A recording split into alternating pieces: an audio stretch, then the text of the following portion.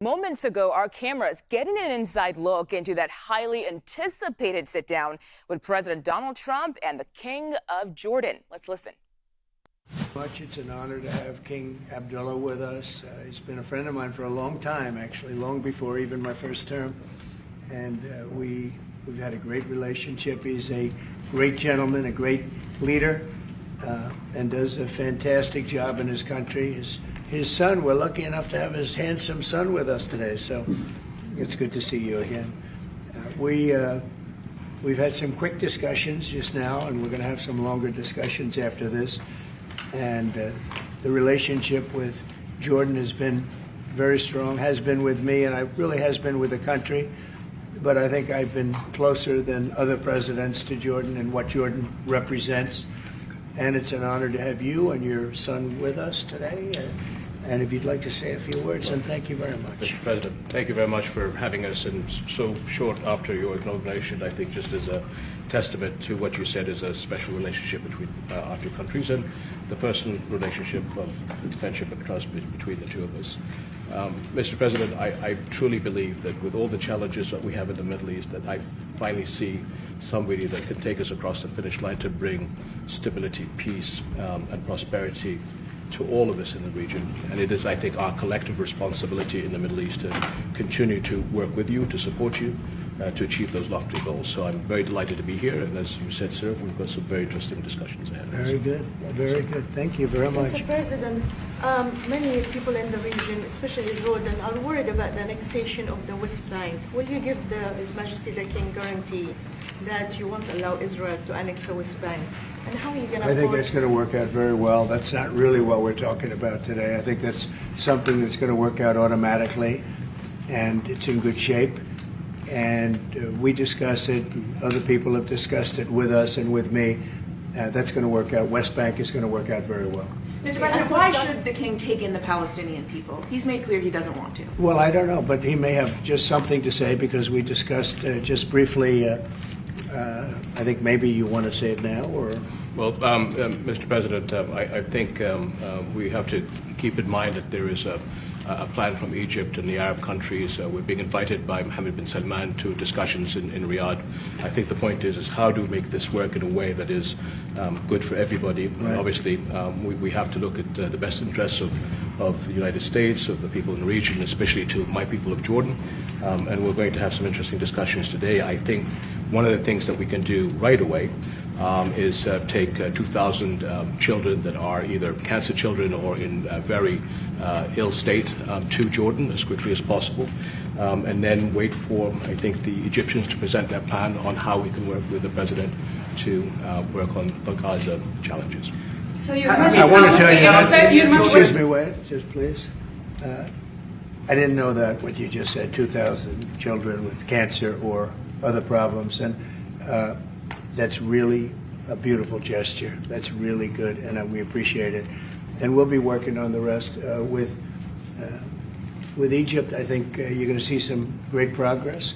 I think with Jordan, you're going to see some great progress. 3 of us, and we'll have some others helping, and we're going to have some others at a very high level helping, and the whole thing will come. It's not a complex thing to do. And with the United States being in control of that piece of land, a fairly large piece of land, you're going to have stability in the Middle East for the first time. And the Palestinians, or the people that live now in Gaza, will be living beautifully in another location. They're going to be living safely. They're not going to be killed, murdered, and having to leave every 10 years, because I've been watching this for so many years. It's nothing but trouble. Everyone's being killed. They're being robbed. It's like living in hell. And they're going to end up having a great home, great families that don't have to get mugged and killed and beaten up and harassed by Hamas and everybody else. And I know we'll be able to work something. And what you just said about the 2,000 is fantastic. It's so beautiful. It's music to my ears. But we're going to be able to work something, and I know we'll be able to work something also with I believe, not 100%, but 99%. We're going to work out something with Egypt. But Mr. President, during your election campaign, Mr. President, how is the U.S. going to own Gaza? Your White House has made clear taxpayer dollars won't be used for this. So No, what money are you won't. going to use No, to no. buy Gaza? We're not going to buy anything. We're going to have it. We're going to keep it, and we're going to make sure that there's going to be peace, and there's not going to be any problem, and nobody's going to question it. And we're going to run it very properly, and eventually we'll have economic development at a very large scale, maybe the largest scale on that site. And we'll have lots of good things built there, including hotels and office buildings and housing and other things. And we'll make that site into what it should be. And the people from Gaza who wouldn't be able to be there for years, because you're talking about just to get it and prepare it and to take care of all of the problems that currently it has, as you know, tunnels, and people are in those tunnels.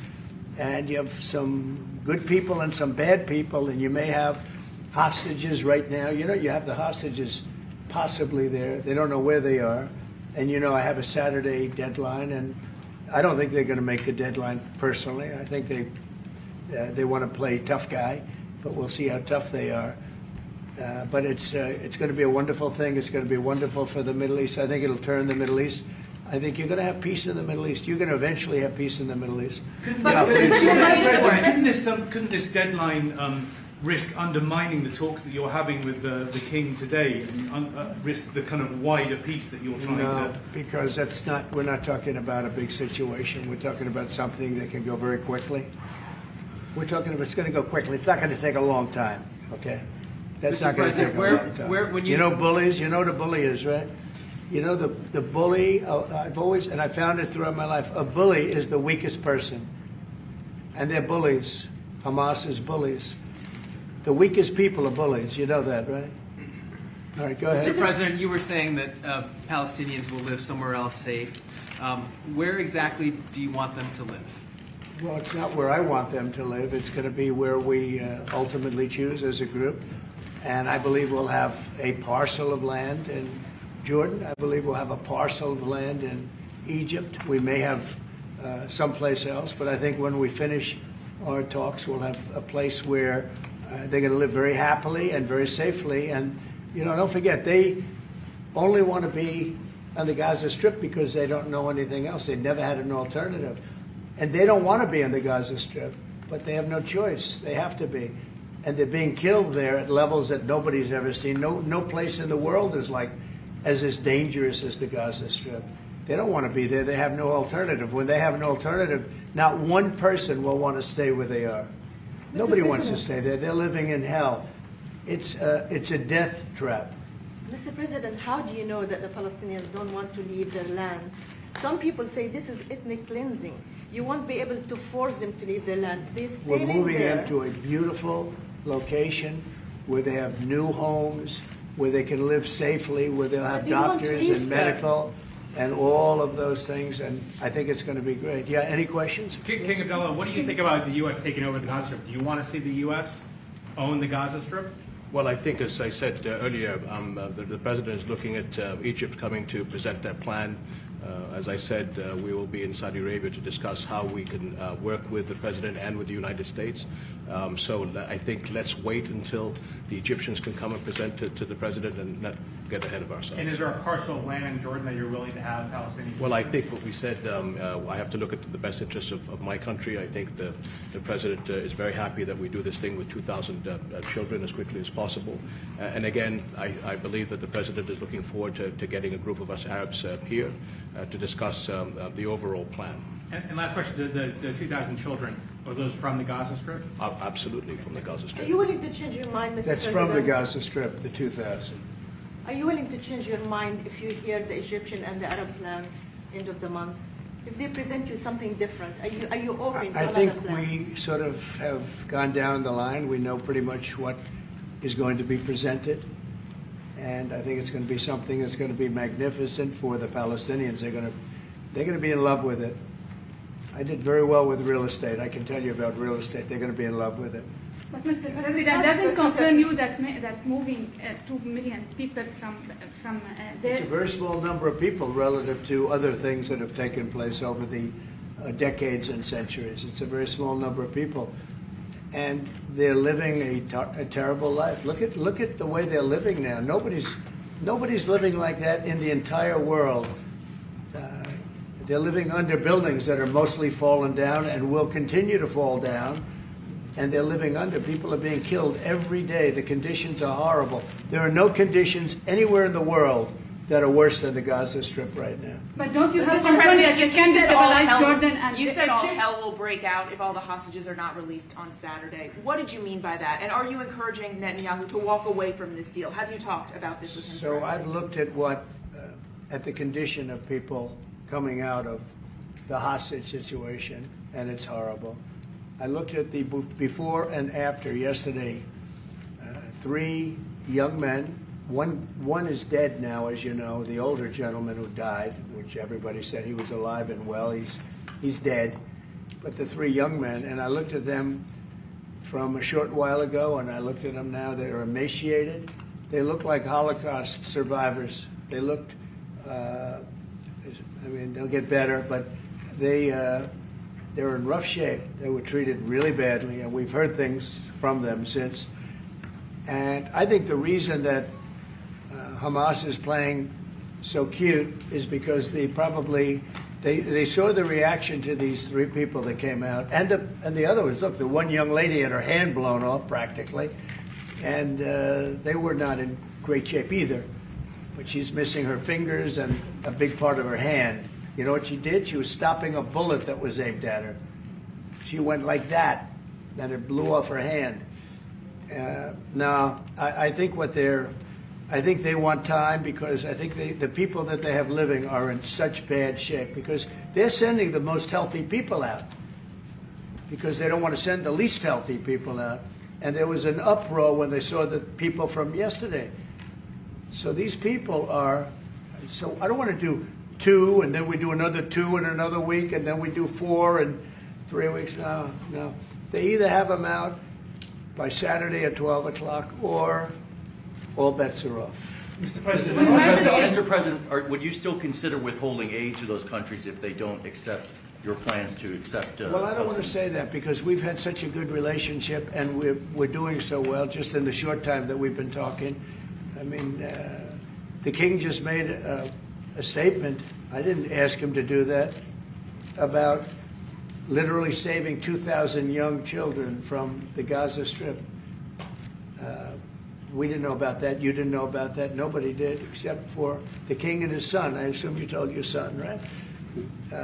And I just thought it was great. No, I think we'll do something. I don't have to threaten with money. We contribute a lot of money to Jordan and to Egypt, by the way, a lot, to both. But I don't have to threaten that. I think we're above that. I do believe we're above that. So. Would you consider other countries, not Jordan and Egypt? There was talks about Indonesia, Albania, other places. Yeah, sure. We would. And we have other countries that want to get involved. We have a lot of people that want to get involved. There's a great sense of wanting to help the Palestinians. There's a lot of good countries out there, people that rule those countries with big hearts, and this gentleman is at the top of the list. And if they don't want to leave, how are you going to force them, Mr. President? Oh, they're going to be great. They're going to be very happy. Can you Your give us a Majesty, sense, Your Mr. Majesty, President, should we may I- expect that the Jordanian I- response would be part of a coordinated Arab response? The response will be from a multitude of countries, Arab, international. I know the Europeans want to step in. And again, we'll probably have to look to the help of the United States to make sure that COGAT, which is the clearing agency on the Israeli side, makes this as efficient as possible, because 2,000 kids, the best way to get to them is by helicopters and get them straight to our institutions. I also believe that quite a few countries would also probably like to take some of those kids and have them treated in their hospitals. So we hope to launch this ASAP. Yes, and that's right. This should have been done by the Biden administration, but, you know, they didn't do anything. They didn't know what the hell they were doing. So this should have been done by the Biden administration. This should have never happened, because October 7th would have never happened if I were president. Zero chance of happening. You wouldn't have had that whole mess where the Middle East got blown up, and you wouldn't have had Ukraine and Russia fighting. That would have never happened. And by the way, we're making good progress there, I think. I really think we're making some very good progress. Mr. President, you said before that the U.S. would buy Gaza, and today you just said we're not going to buy Gaza. We're not going to have to buy. We're going to have Gaza. We don't have to buy. There's nothing to buy. We will have Gaza. What does that mean? No reason to buy. There is nothing to buy. It's Gaza. It's a war-torn area. We're going to take it. We're going to hold it. We're going to cherish it. We're going to get it going eventually, where a lot of jobs are going to be created for the people in the Middle East. It's going to be for the people in the Middle East. But I think it could be a diamond. It could be an absolute tremendous asset for the Middle East. And you're going to have peace. It's going to bring peace in the Middle East. Gaza, the way it is right now, every 10 years you're going to have the same thing happening. I've watched it so long, all the death and destruction of Gaza. The civilization's been wiped out in Gaza.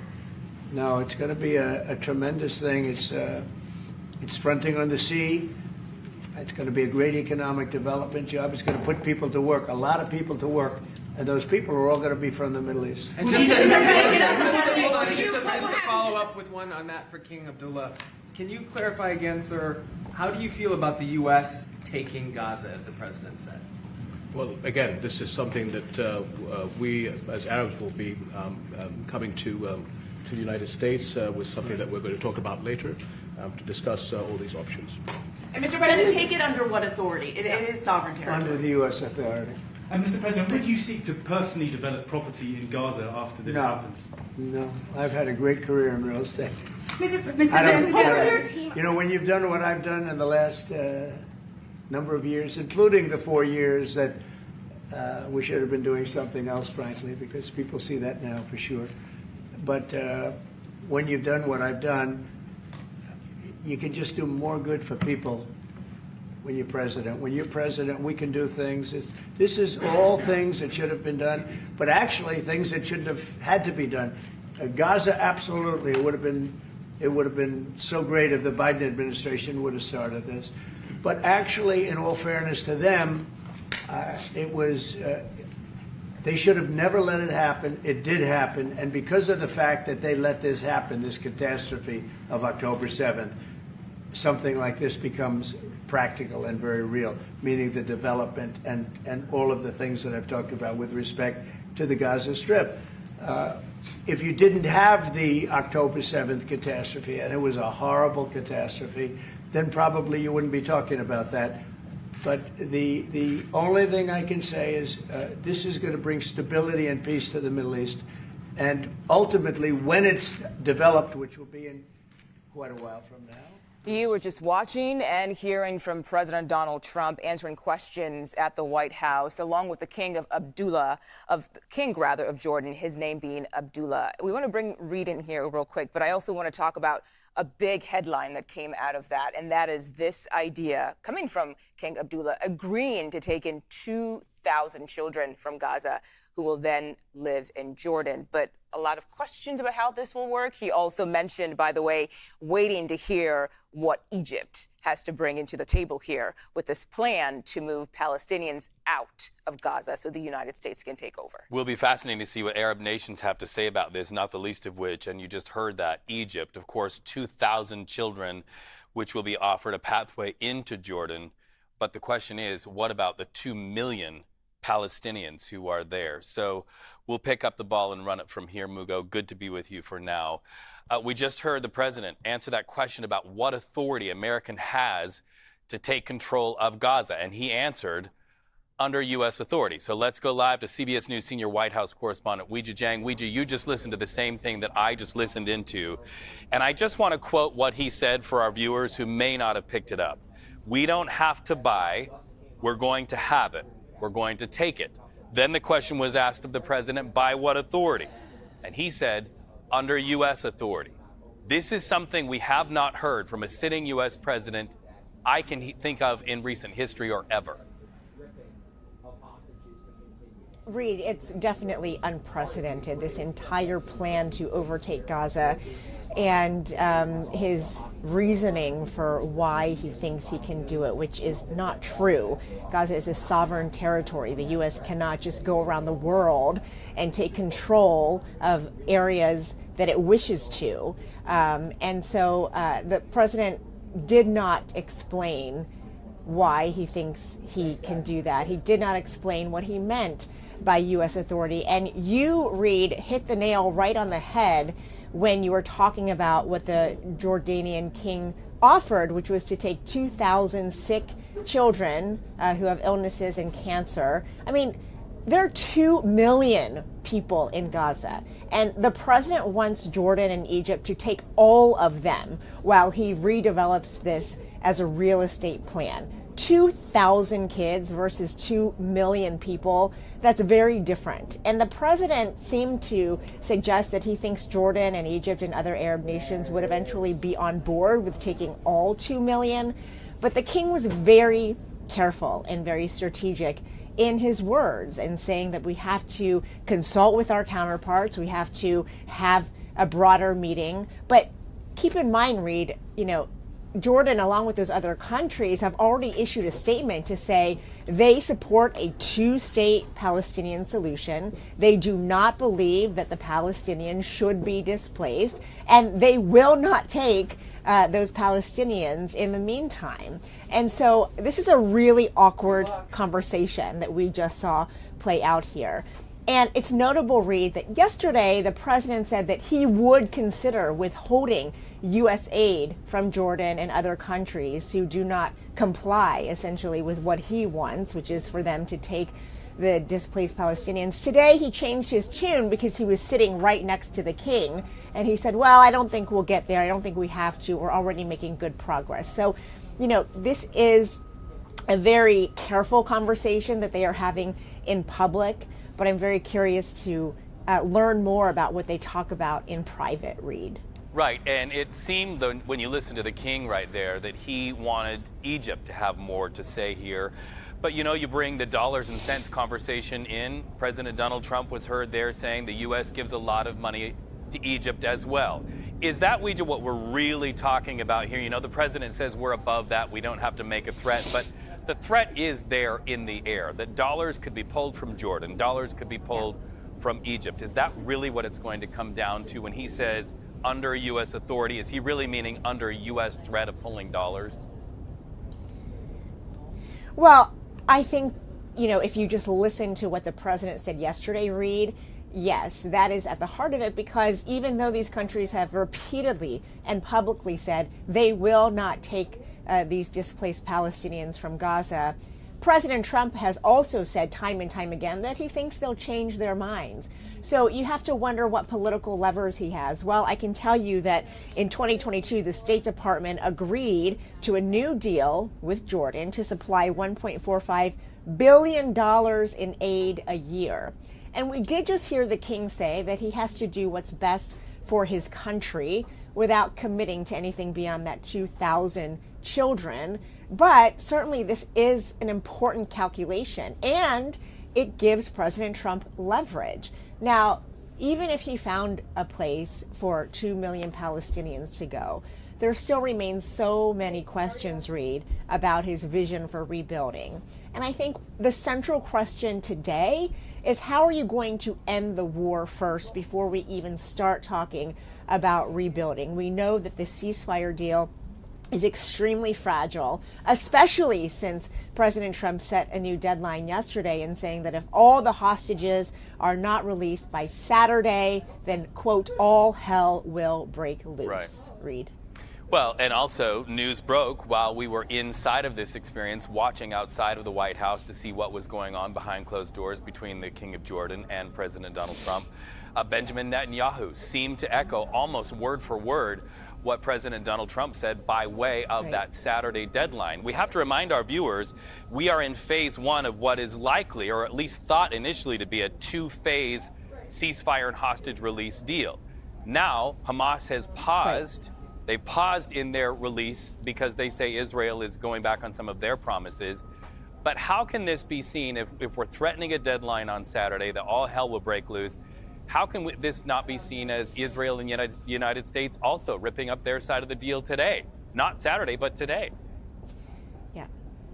Well, and this was the Biden administration's worst nightmare as it related to this ceasefire deal that they spent so many months brokering, Reed. And you're right that there were two phases when it came to releasing all the hostages and ending the war permanently. The third phase was supposed to be rebuilding Gaza. And there were a lot of concerns about whether the Trump administration would be able to successfully implement the ceasefire deal. Now, you may remember when all parties signed it, there was praise from President Trump. He said it was an epic deal. He said it never would have crossed over the finish line if not for his victory in November, if not for his Middle East envoy, Steve Witkoff, who did play an instrumental role in sealing the deal. And there was high praise for the agreement. Well, I think it was really telling, Reed, that when Prime Minister Netanyahu visited the White House about a week ago, at that time, Steve Witkoff said, you know, he was asked, what if Israel just says, we're not going to end the war? What about that? And what was a really revealing bit of information was Witkoff said, well, look, the problem is they signed a deal that was not so wonderful. You know, the Trump administration had nothing to do with that deal. We did not dictate the terms. And so they were already backing off from this praise of the ceasefire agreement. I think opening a door, realizing that it might fall apart. And here we are today, Reed, to your point, it seems as though they are ready to start over, renegotiate, end the deal, whatever you want to call it, remains to be seen, unless the hostages are all released, which, as you mentioned, Hamas has already said is not going to happen. And so this, like I mentioned, is exactly why the Biden administration was so fearful that even though they were able to get it done, it wasn't going to be up to them to carry it out. And now we are seeing a very different turn of events, Reed, and we don't know what the future will be for Gaza. Weijia Jiang, so much to keep track of, and literally history writing itself in real time. Thank you so much for that live report from the White House. Invaluable.